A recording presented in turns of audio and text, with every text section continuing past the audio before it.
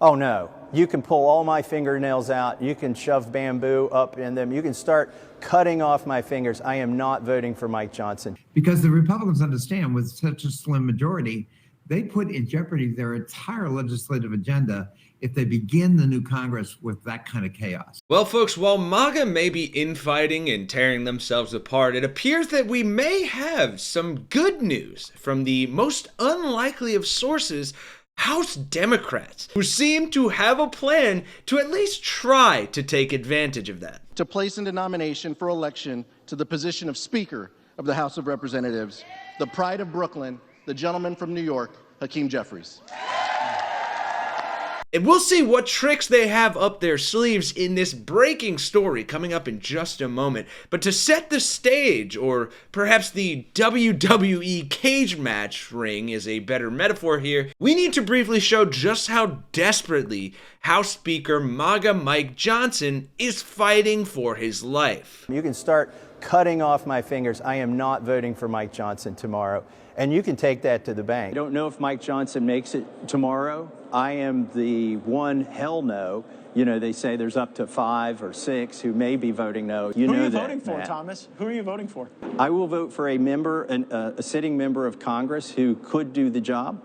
And that's all I'm going to say. Now, forgetting the fact that Republican Thomas Massie here looks like Matt Gaetz after a night out of partying at a high school post-prom rager, those are some strong words against voting for Mike Johnson as Speaker of the House. And as many as 5 or 6 Republicans feel somewhat the same way. The so-called Party of Unity only seems unified on tearing itself apart. Hell, even Marjorie Taylor Greene tried to chime in as the voice of reason to tell the party to come together and elect her arch nemesis, Mike Johnson. Take a look. And I want to get to this because when you talk about holdouts and people who've gone against this current speaker, and we're looking at video of him arriving today on Capitol Hill, there are a few names that come up. One of them is Congresswoman Marjorie Taylor Greene.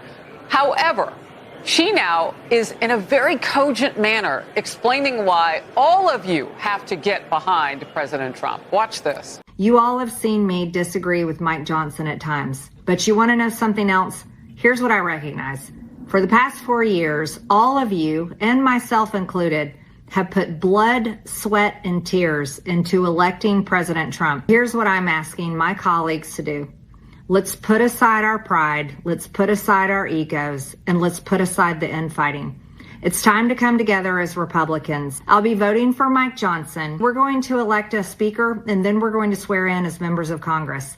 And then on Monday, we're going to certify the most historic election in our nation's history. When Moscow Marge Gangrene is your party's voice of reason, you'd probably be better off leaving policy decisions to a magic 8-ball. Hell, maybe then we'd actually have a fair shot at universal health care. And this 180 on Marjorie Greene's part is wild, considering that less than a year ago, she got booed in the House for trying to oust Johnson in one of my all-time favorite clips. The form of the resolution is as follows.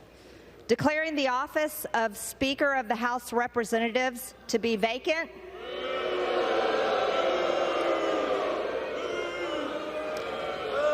This is the uniparty for the American people watching.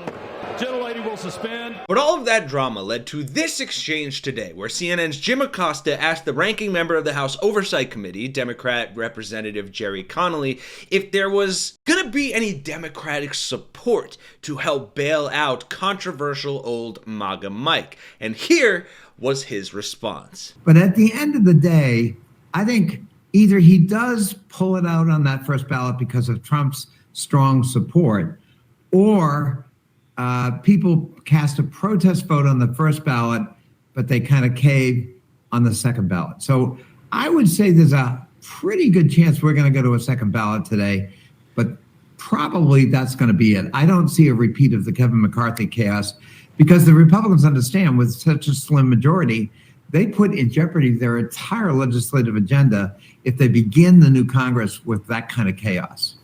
And if this thing really gets out of control and we're going through vote after vote with no vote for Mike Johnson as Speaker, is there any chance that Democrats bail out the Republicans and help him hang on to the gavel? What do you think? I don't speak for the Democratic caucus, but I do speak for myself. Yeah. And I can tell you definitively, there is no chance of that. Zero. We're voting for Hakeem Jeffries. And by the way, that, Jim, if I can, if there are a lot of people who vote present on the Republican side, the risk for them, those votes don't count toward the majority. And that we have 215 sure votes for Hakeem Jeffries. If enough Republicans vote present, we could actually elect Hakeem Jeffries, not Mike Johnson, as Speaker. And wouldn't that be a sight indeed if Republican infighting led to Hakeem Jeffries, a Democrat, being elected the House Speaker during their landslide historic mandate? When the incoming administration wanted to raise the debt limit by trillions of dollars in order to finance tax cuts for the wealthy, the well-off, and the well-connected, leaving middle-class families to pay for the bill and leaving them high and dry. Hakeem Jeffries didn't just say no, he said no. That's why there is only one true candidate today for Speaker. So, Mr. Clerk, I am honored to rise today at the direction of the House Democratic Caucus to place into nomination for election to the position of Speaker of the House of Representatives, the pride of Brooklyn, the gentleman from New York, Hakeem Jeffries.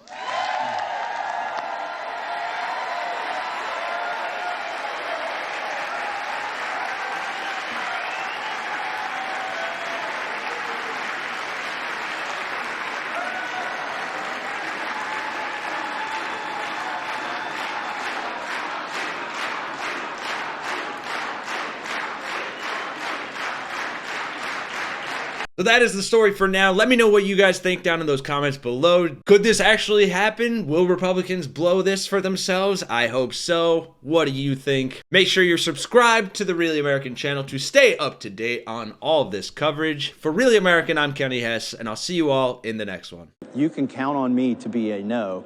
And that I feel very justified in this. Mike Johnson sold us out over the last year. You know, you served with him like I did on the Judiciary Committee, where he was once for stopping the unconstitutional spying on Americans by the FBI and other agencies. But when he became Speaker, he decided to be the deciding vote to reauthorize that spy program without requiring a warrant. He architected the spending bill so that there was basically no way to pass a spending bill without sending at least $60 billion to Ukraine. And then he stopped work on the individual bills and did a giant omnibus. When Marjorie and I called the question on him, he worked with Democrats to remain Speaker. And so that, and finally, let's add the debacle that happened here right before Christmas, where Mike went off and wrote a 1,500-page bill with the Democrats. I don't even know if he consulted Donald Trump on this, because all of us were surprised. Even the leadership here was surprised when Mike rolled that stinker out.